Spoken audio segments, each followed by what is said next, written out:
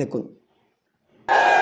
আমি ডক্টর শফিকুল ইসলাম মাসুদের হাতে ন্যায়ের প্রতীক, ইনসাফের প্রতীক দাড়িপাল্লা তুলে দিয়ে এদেশের আলেম সমাজের পক্ষ থেকে দেখবেন ভিডিওটি। আমার দল জমিয়তুল উলামা ইসলামকে আলেমদের পক্ষ থেকে ঘোষণা করছি, তারেক রহমানের হাতকে আমরা শক্তিশালী করতে চাই। একজন আলেম বেগানা নারীর পা ধরতেছে, আরে গোটা আলেম সমাজকে জামাতের কাছে বিক্রি করে দিয়েছেন আল্লামা মাহমুদুল হক। কি এক ভয়ঙ্কর অভিযোগ, চিন্তা করেন প্রিয় ভাইরা। মামুন সাহেব পটুয়াখালী ডক্টর শফিকুল ইসলাম মাসুদ, সে জামাত করতে পারে ঠিক, কিন্তু তিনি বাংলাদেশের একটা গর্জন, হকের পক্ষে এক জ্বলন্ত আগুন। ডক্টর শফিকুল ইসলাম মাসুদ বাংলাদেশে দুজন মানুষ, অনেক মানুষের, অধিকাংশ মানুষের প্রিয়, একজন আল্লামা মাহমুদুল হক, তারপরে ডক্টর শফিকুল ইসলাম মাসুদ। এই দুজনের হুঙ্কারে গর্জনে বাতিল অন্তরে থরথর করে কাঁপে প্রিয় ভাইরা। এখন মামুন সাহেব কি বলেছেন?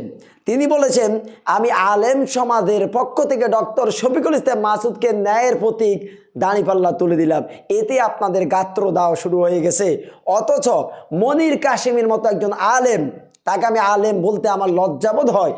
নমিনেশন পাওয়ার আগে থেকে শুরু করে এই মনির কাশেমি কি না করলো, একজন আলেমের গায়ের হচ্ছে ধ্বংস করে দিল। মামুন সাহেবের বক্তব্যের আগের দিন মনির কাশেমি কি করেছে দেখবেন। এই যে আমার ভিডিওটি দেখেন, এই যে দেখেন মনির কাশেমি কি করতেছে।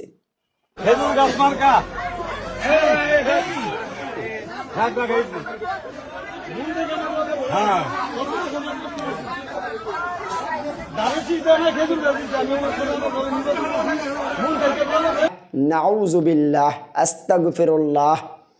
একজন আলেম বেগানা নারীর পা ধরতেছে, আরে পায়ে সালাম করা যেখানে ওলামায়ে কেরামের নিষেধ, এটা শিরিকের পর্যায়ে পড়ে যা, সেইখানে পায়ে সালাম করতেছে একজন আলেম হয়ে, একটা ভোটের জন্য এত নিচে নামতে পারে, নাউজুবিল্লাহ। একজন আলেম হয়ে এত নিচে নামতে পারে, নাউজুবিল্লাহ। আফসোস, চূড়ান্ত আফসোস। শুধু এখানে কি শেষ? মামুন সাহেব যে কথা বলেছেন তার সাথে আরো ভয়ঙ্কর কথা বলেছেন জুনায়েদ আল হাবিব। দেখবেন ভিডিওটি। আমার দল জমিয়তুল উলামা ইসলামকে আলেমদের পক্ষ থেকে ঘোষণা করছি, তারেক রহমানের হাতকে আমরা শক্তিশালী করতে চাই। প্রিয় ভাইরা দেখেছেন?